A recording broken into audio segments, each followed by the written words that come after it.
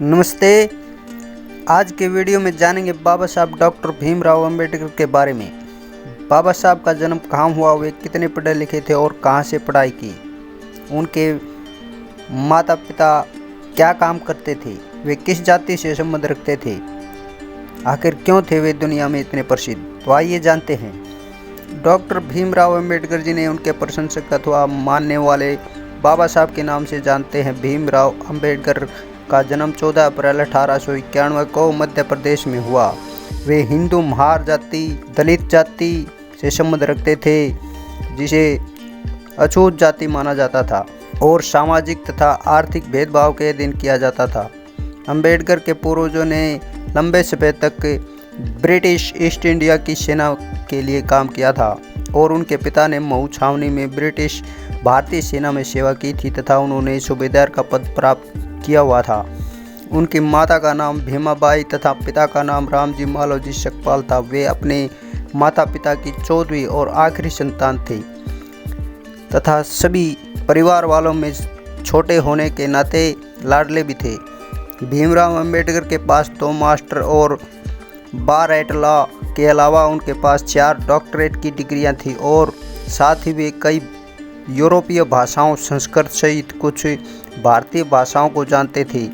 उन्होंने पाली भाषा का शब्दकोश भी लिखा और अर्थशास्त्र में पीएचडी की उपाधि प्राप्त करने दक्षिण एशिया के पहले व्यक्ति थे।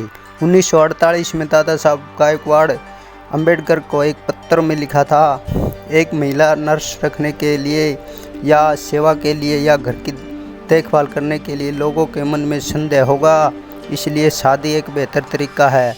रमाबाई की मृत्यु के 13 वर्ष बाद दोनों ने अप्रैल 1948 में नई दिल्ली में शादी की। अंबेडकर उस मसौदा समिति के अध्यक्ष थे जिसने संविधान के निर्माण में महत्वपूर्ण भूमिका निभाई थी।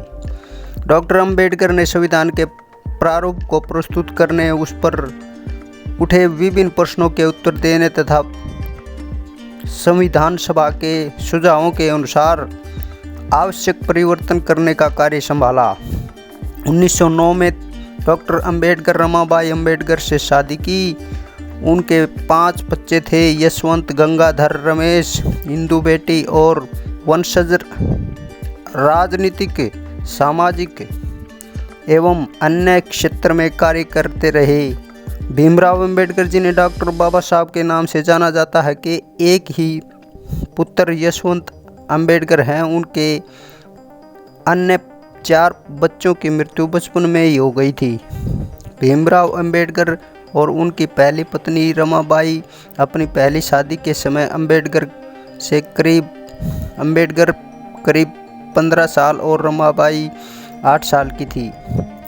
27 जनवरी 1909 को जन्मी शारदा भीमराव से शादी के बाद सविता अंबेडकर बनी। एक मध्य वर्गीय सारस्वत ब्राह्मण परिवार से ताल्लुक़ रखती थी। शादी के बारे में जैसा कि बताया गया है, अंबेडकर ने गौतम बुद्ध व कबीर के साथ ज्योतिबा फूले को अपना तीसरा गुरु माना है। शादी के बाद उनकी पत्नी ने अपने पहले बेटे यशवंत को जन्म दिया।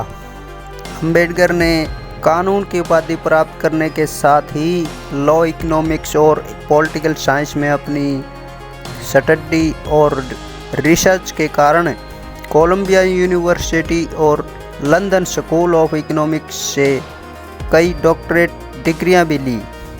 उनके मराठी शिक्षक कृष्णजी केशव अंबेडकर ने स्कूल के रिकॉर्ड में अपना उपनाम आमदावेकर से बदलकर अपना उपनाम अंबेडकर कर लिया। डॉक्टर भीमराव अंबेडकर ने 1907 एलिफिंस्टन कॉलेज में 1912 में ग्रेजुएट हुए। 1913 और 15 में भारतीय प्राचीन भारत व्यापार पर एक शोध प्रबंध लिखा। 1915 में एमए अर्थशास्त्र और 1917 में पीएचडी की उपाधि प्राप्त कर ली।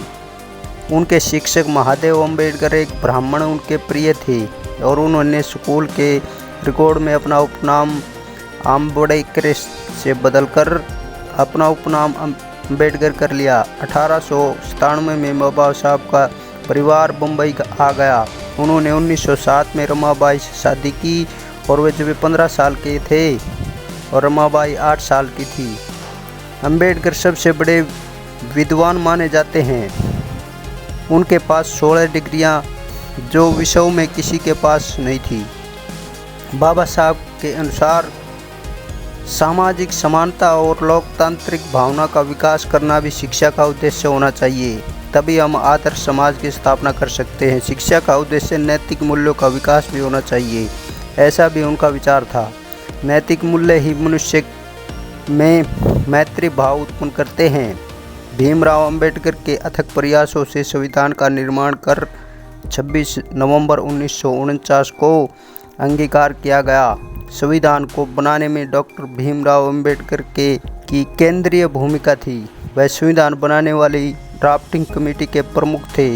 इसे बनाने में उन्होंने अपना सब कुछ झोंक दिया। भारतीय संविधान लिखने वाली सभा में 299 सदस्य थे, जिसके अध्यक्ष डॉक्टर राजेंद्र प्रसाद थे। संविधान सभा ने 26 नवंबर 1949 में अपना काम पूरा कर लिया और 26 जनवरी 1950 को यह संविधान लागू हुआ। इस दिन की याद में हर वर्ष 26 जनवरी को गणतंत्र दिवस के रूप में मनाते हैं। देश के पहले कानून मंत्री एवं संविधान निर्माण में अमूल्य योगदान देने वाले डॉक्टर भीमराव अंबेडकर की मृत्यु 6 दिसंबर 1856 को हुई थी। बताया जाता है कि उनकी मृत्यु मधुमेह की बीमारी के कारण हुई थी, तब वे दिल्ली में थे। तो बाबा साहब के बारे में आपको यह जानकारी कैसी लगी? अच्छी लगी तो लाइक करें, चैनल को सब्सक्राइब करें। मिलते हैं अगले वीडियो में। धन्यवाद। जय भारत, जय भीम।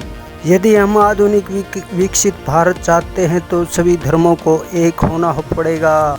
मेरी प्रशंसा और जय जयकार करने से अच्छा है मेरे दिखाए गए मार्ग पर चलो। ज्ञानी लोग किताबों की पूजा करते हैं, जबकि अज्ञानी लोग पत्थरों की पूजा करते हैं। जो व्यक्ति अपनी मौत को हमेशा याद रखता है वह सदा अच्छे कार्य में लगा रहता है। हिंदू धर्म में विवेक, कारण और स्वतंत्र सोच के विकास के लिए कोई गुंजाइश नहीं है। शिक्षित बनो, संगठित रहो, संघर्ष करो।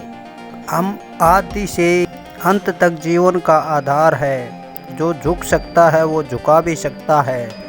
जीवन लंबा होने के बजाय महान होना चाहिए। एक सुरक्षित सेना एक सुरक्षित सीमा से बेहतर है।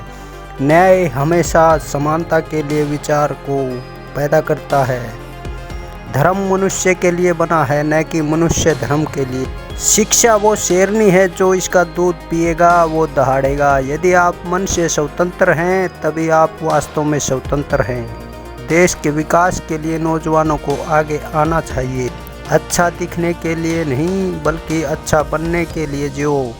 एक इतिहासकार सटीक, ईमानदार और निष्पक्ष होना चाहिए।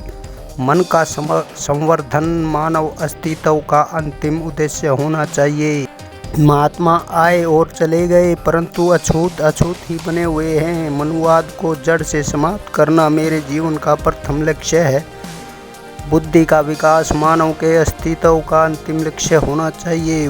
वर्गहीन समाज गढ़ने से पहले समाज को जाति विहीन करना होगा। महान प्रयासों को छोड़कर इस दुनिया में कुछ भी बहुमूल्य नहीं है। शिक्षा महिलाओं के लिए भी उतनी ही जरूरी है जितनी पुरुषों के लिए। छीने हुए अधिकार भीख में नहीं मिलते, अधिकार वसूल करना होता है। देश के विकास से पहले हमें अपनी बुद्धि के विकास की आवश्यकता है। समाजवाद के बिना दलित, मेहनती इंसानों की आर्थिक मुक्ति संभव नहीं।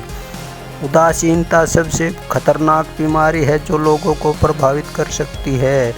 हो सकता है कि समानता एक कल्पना हो, पर विकास के लिए यह जरूरी है। पति पत्नी के बीच का संबंध घनिष्ठ मित्रों के संबंध के समान होना चाहिए।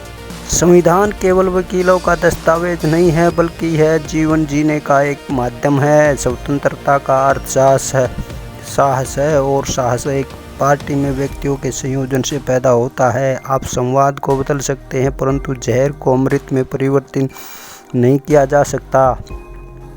जो कौम अपना इतिहास नहीं जानती है वह कभी अपना इतिहास नहीं बना सकती है। धर्म पर आधारित मूल विचार व्यक्ति के आध्यात्मिक विकास के लिए एक वातावरण बनाना है। मैं एक समुदाय की प्रगति को उस प्रगति की डिग्री से मापता हूँ जो महिलाओं ने हासिल की है। मैं राजनीति सुख भोगने नहीं बल्कि नीचे दबे हुए अपने भाइयों को अधिकार दिलाने आया हूँ। जो धर्म जन्म से एक को श्रेष्ठ और दूसरे को नीचे बताए वह धर्म नहीं, गुलाम बनाए रखने का षड्यंत्र है।